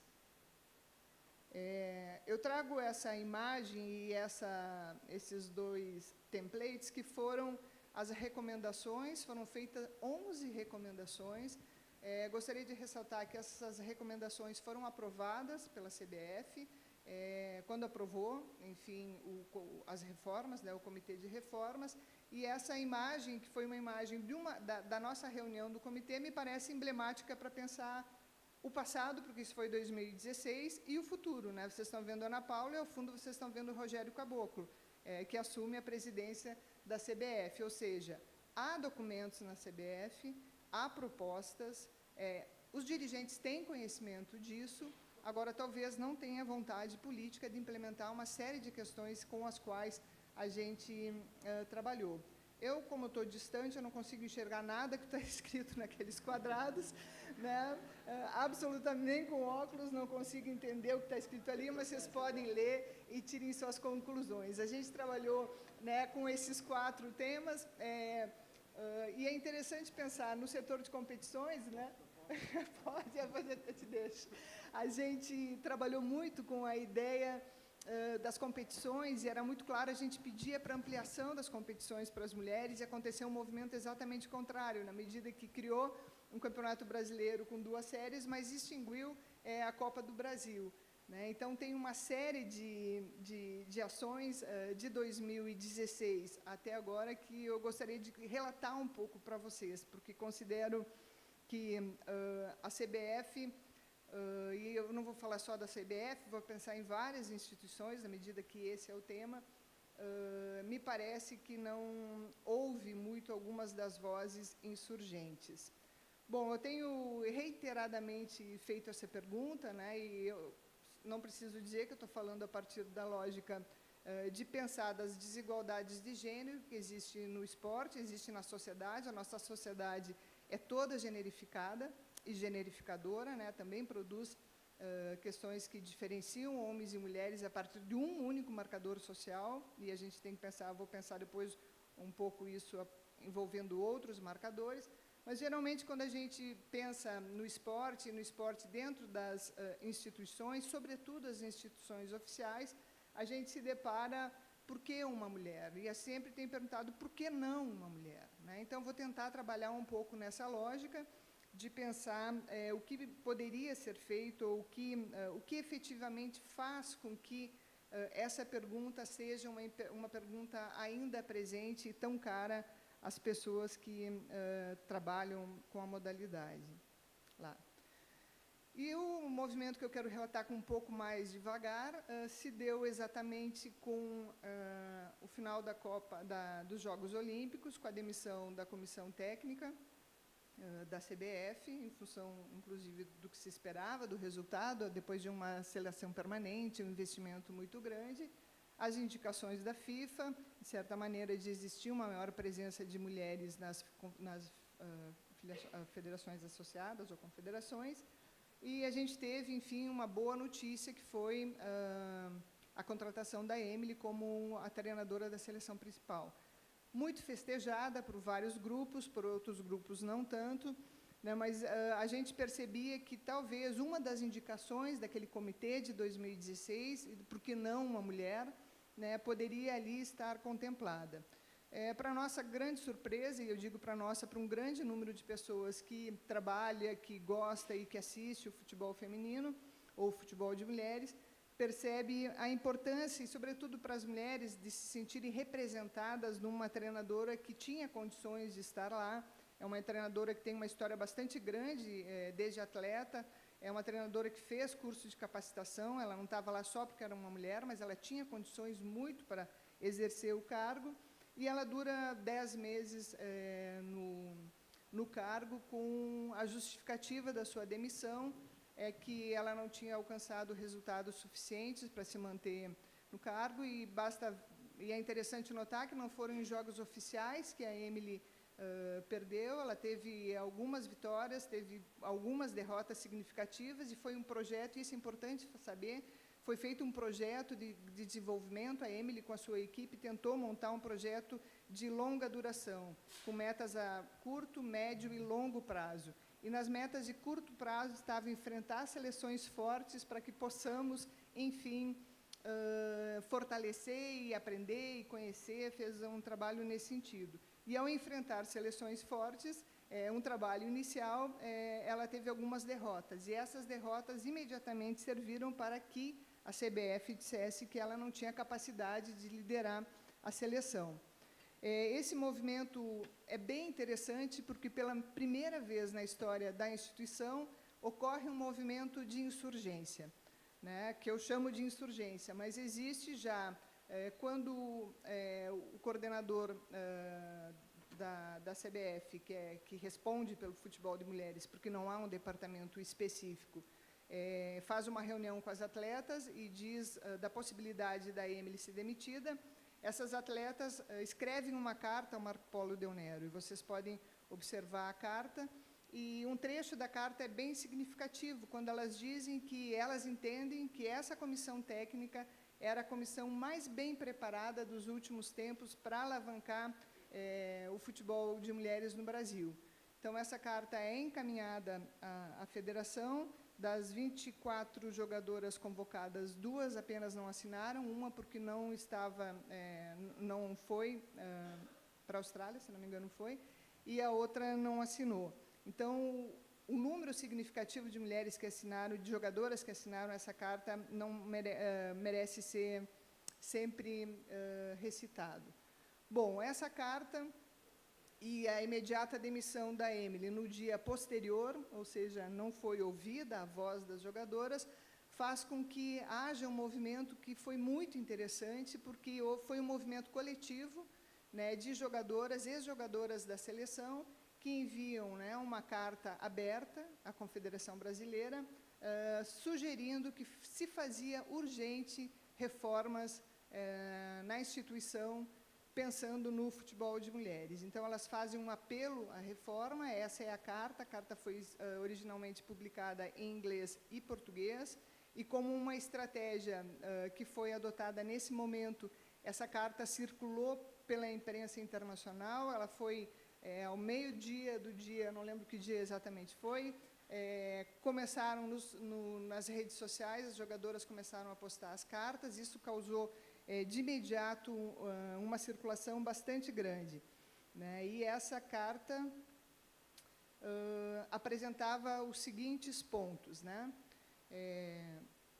Não vou ler a carta, mas primeiro dizer que são jogadoras, e são jogadoras com uma história bastante significativa para o esporte brasileiro e para o futebol brasileiro. No final, eu vou mostrar quem são as jogadoras, né? Tá a carta. Mas a primeira questão que elas trazem é o péssimo tratamento das mulheres como líderes e jogadoras por muitos anos, né? O fracasso da CBF ao longo de vários anos em providenciar oportunidades relevantes para as jogadoras, né? A falta de mulheres em papéis de liderança na CBF, a ausência de qualquer estrutura dentro da CBF que permita que as mulheres avancem, que façam parte da gerência e da administração do futebol, a ausência das vozes das mulheres que fizeram acontecer o futebol, o fracasso em apoiar e estimular o futebol feminino em todos os níveis, né? E elas, ao escrever, elas reiteradamente, nós, mulheres jogadoras que fizemos o futebol acontecer,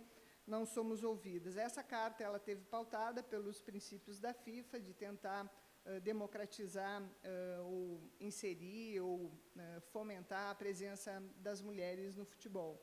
Então, 3 pontos foram os pontos bem importantes destacados, né, por essas jogadoras. O respeito às reformas internacionais de governança, que se construa um caminho inclusivo para as mulheres, com 2 ações.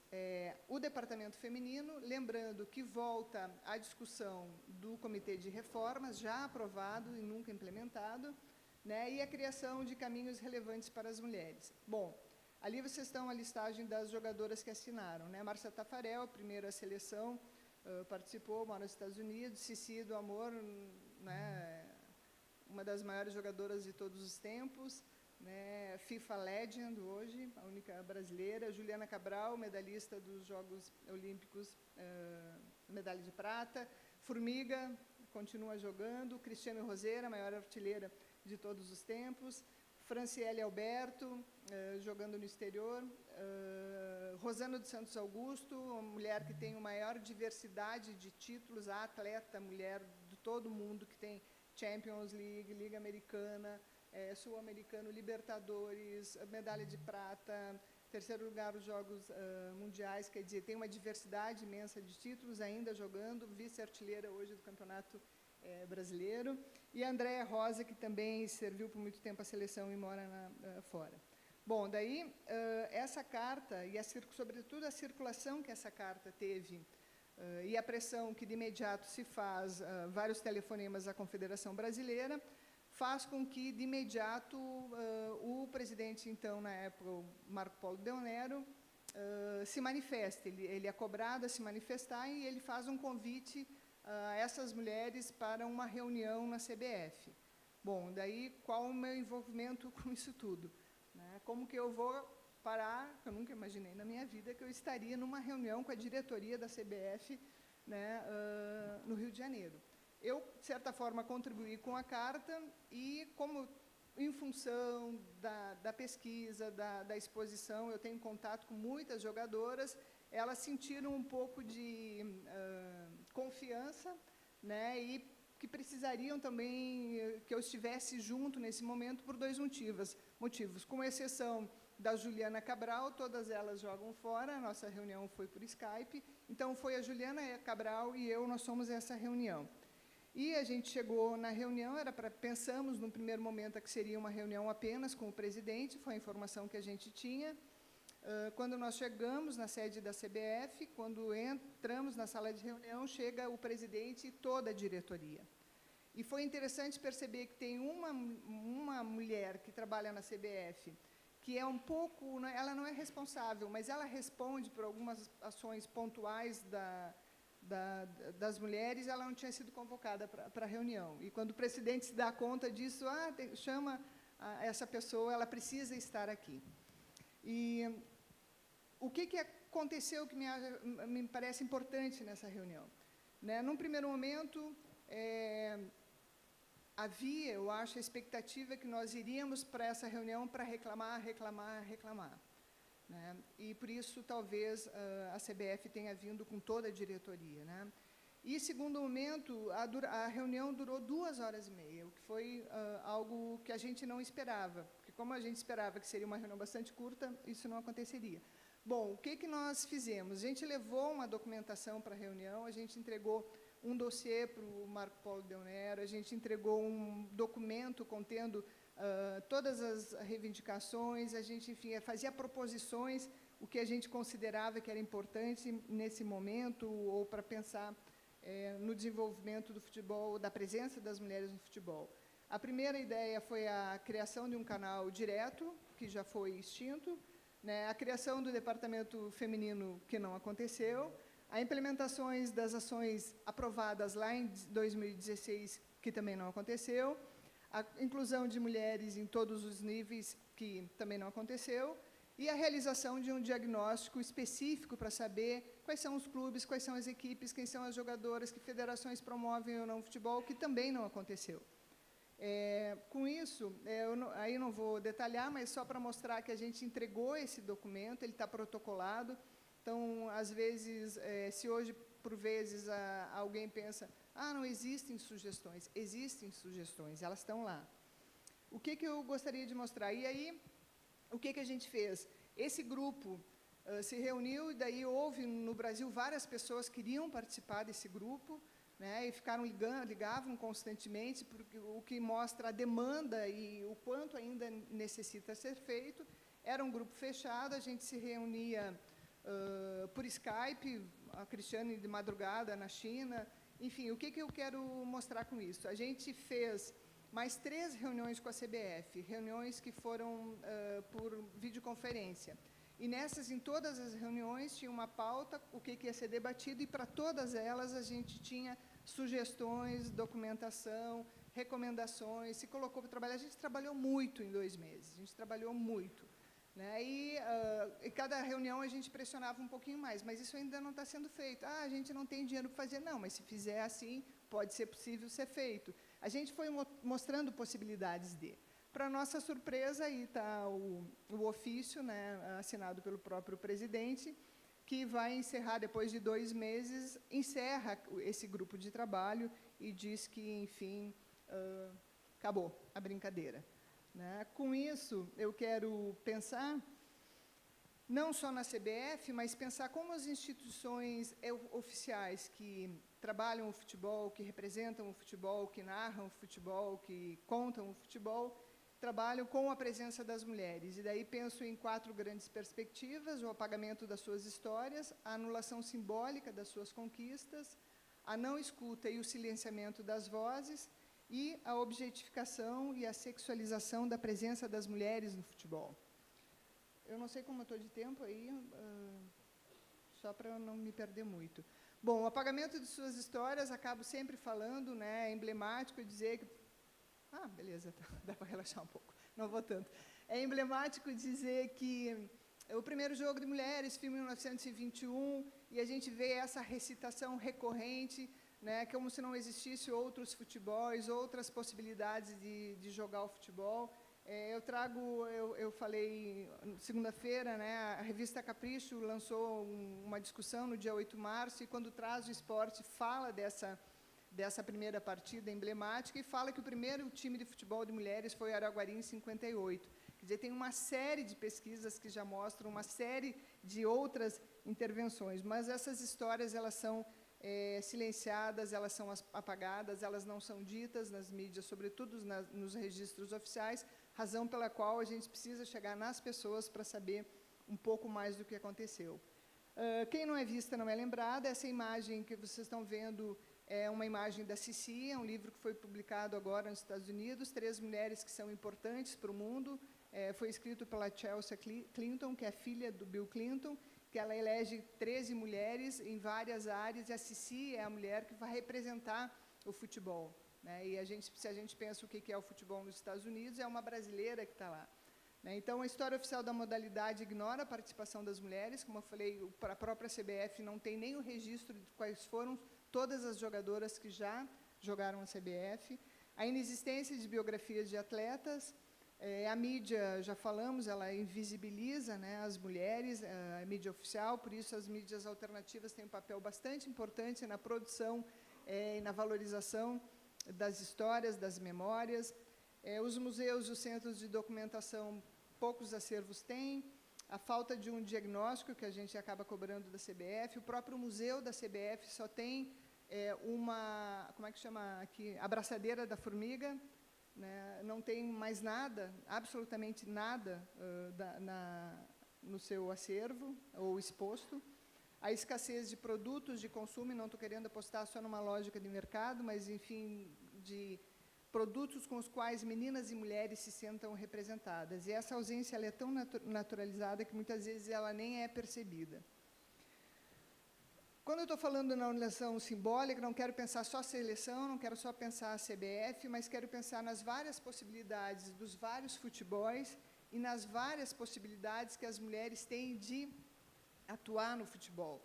Narradoras, árbitras, médicas, fisioterapeutas, pesquisadoras, jornalistas, enfim, pensar num contexto um pouco maior, para não pensar que o futebol espetacularizado, o futebol regido pela CBF seja a única vida possível para o futebol de mulheres, né? A gente não conhece, por isso a gente não reconhece, porque há outros futebols invisíveis e que são anuladas as suas conquistas.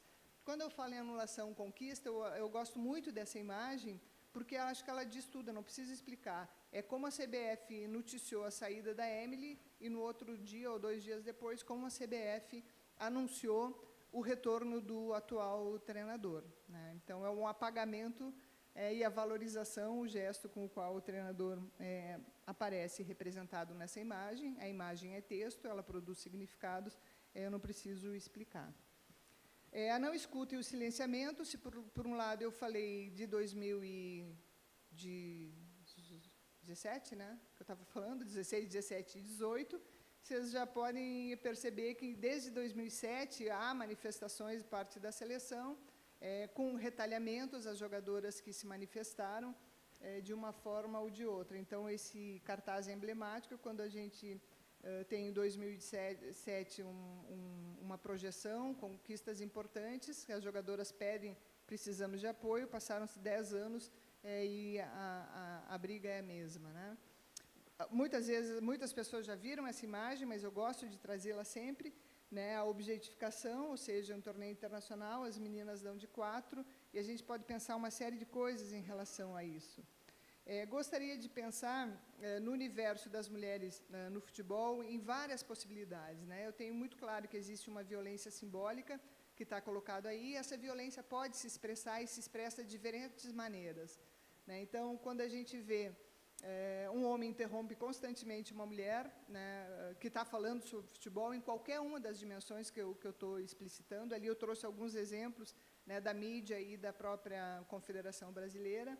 A gente percebe aí uma espécie de silenciamento à voz, né? Quando o homem dedica o seu tempo para explicar algo para as mulheres, como se elas não fossem capazes de entender. Quando o homem se apropria, e isso é muito claro nas instituições oficiais, onde as mulheres têm cargos de secretárias, colaboradoras, elas nunca chegam aos cargos máximos, mas muitas vezes são elas que fazem um trabalho todo de base para que tenha o dirigente, entre aspas, tenha as informações, e nunca parece que essas mulheres fizeram. E o tipo de abuso psicológico que eu acho mais grave é esse de dizer que as mulheres não são capazes, que elas são histéricas, que elas são governadas por hormônios, que elas têm TPM, elas não têm condições, muitas delas são insanas, né, que é muito claro de a gente observar, não só nas instituições oficiais, mas mesmo no cotidiano, num país como o nosso, ou numa cultura como a nossa, que há uma certa desvalorização, em muitas situações, das vozes das mulheres. Então, eu trago a imagem da coordenação do futebol na CBF, quando a Emily é demitida, ela é imatura. Enfim, eu não preciso também falar muito sobre isso. A metáfora do teto do vidro está aí colocada, ou seja, essa perspectiva que as mulheres ascendem até determinado ponto, mas existem barreiras que são invisíveis, barreiras que são culturais, mas elas são muito fortes e dificilmente as mulheres têm conseguido romper essas barreiras e ascender nos futebols. E já estou quase finalizando, são questões de gênero que estão colocadas, que penso que nas discussões precisam, de certa maneira, serem observadas, porque elas demarcam diferenças, elas demarcam desigualdades e elas limitam de uma forma bastante verídica, materializada, a presença das mulheres no futebol. A divisão sexual do trabalho implica, a gente não pode analisar o futebol fora do contexto no qual ele acontece. Se nós vivemos uma sociedade que está pautada pela divisão sexual do trabalho, isso se expressa no futebol.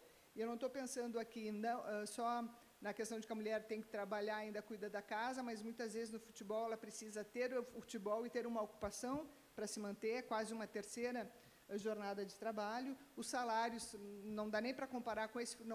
Estou longe de pensar nesse futebol espetacularizado, né, mas mesmo os meninos do futebol ganham muito mais que as mulheres atletas de seleção.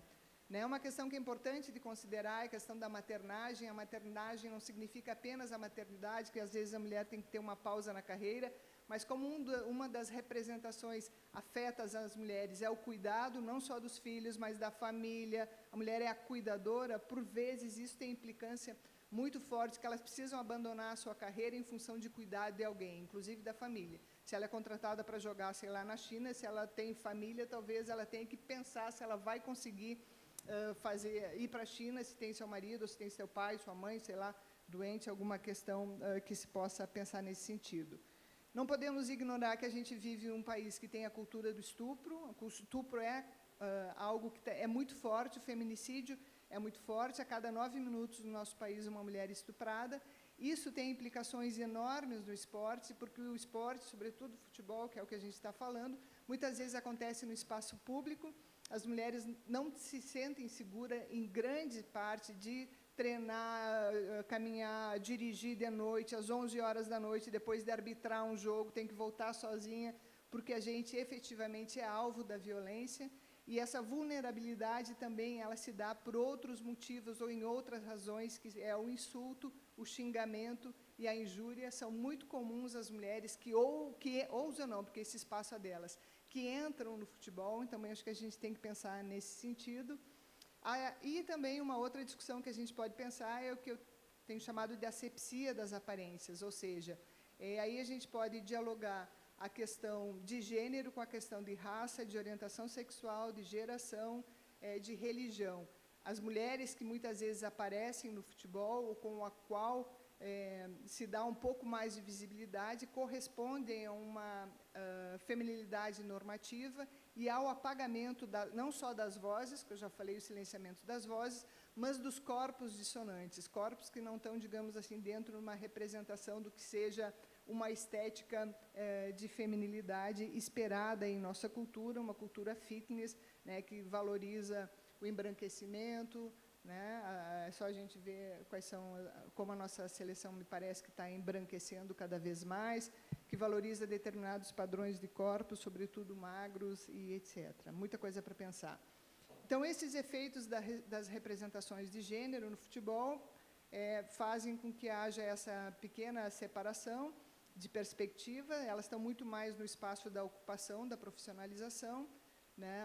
Penso que o maior preconceito que talvez exista hoje no futebol já não é o fato dela ser menina e querer entrar junto, jogar na escola com os meninos, ou ser uma mulher que deseja jogar futebol, e aí está relacionado com uma série de questões ligadas ao seu corpo, à sua sexualidade, mas, sobretudo, a não profissionalização. As mulheres não conseguem ascender no esporte, elas não conseguem ver no futebol uma perspectiva de carreira de futuro. Campeonatos curtos, acaba um campeonato, não tem mais onde jogar, tem que jogar em outra equipe, enfim, tem uma série de questões para pensar. Acho que essa é a maior barreira, e daí as instituições oficiais são responsáveis por isso. Ao invés de fomentar, me parece que querem monitorar, a ideia é tutelar para que o futebol de mulheres ele não saia dessas instituições oficiais, que não perca esse espaço, esse monopólio, né?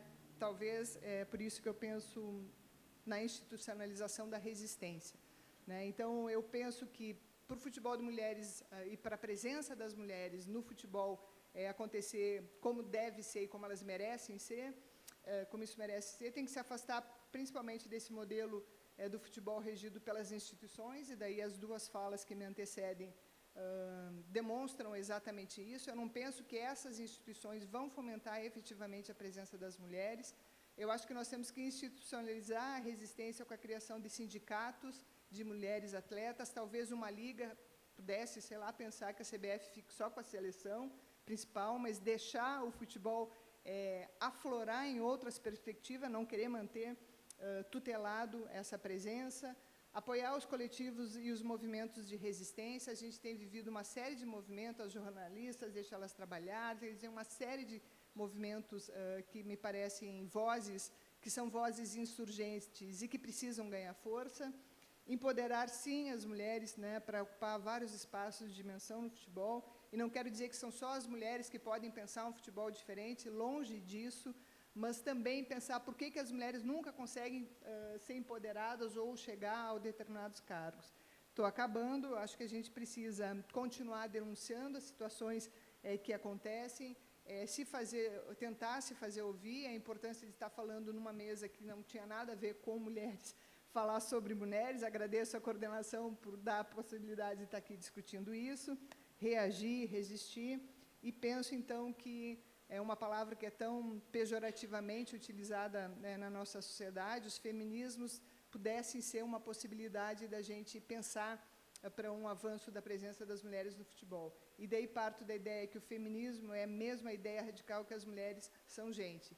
Daí vocês podem dizer, é óbvio, mas não é óbvio, né, de que elas são gente. E quando elas trazem que o pessoal é político, não dá para a gente analisar o individual sem analisar todo o contexto onde isso acontece. Por fim, e é por fim mesmo, trago uma escritora nigeriana feminista, quando ela vai dizer que feminista é o homem e a mulher que diz, sim, existe um problema de gênero ainda hoje e temos que resolvê-lo, temos que melhorar. Todos nós e todas nós, mulheres e homens, temos que melhorar. Então, o feminismo não é uma questão de mulheres, o feminismo pauta a ideia de que homens e mulheres precisam ser respeitados nas suas diferenças, a diferença não é desigualdade, todos temos direitos a ser, e daí pensar na questão da interseccionalidade, né? Pensar que não existe uma mulher, mas são mulheres com várias possibilidades, né, de credos religiosos diferentes, de raça e etnia, como existem homens, mas penso que está na hora, efetivamente, talvez, de não é feminilizar no sentido de tornar feminino, mas me faltou o termo, de trazer o pensamento feminista para as questões. Então, é um convite, sejamos todos feministas, traz duas questões importantes, né, quase 200 dias sem que tenha nenhuma explicação sobre o assassinato de uma mulher importante.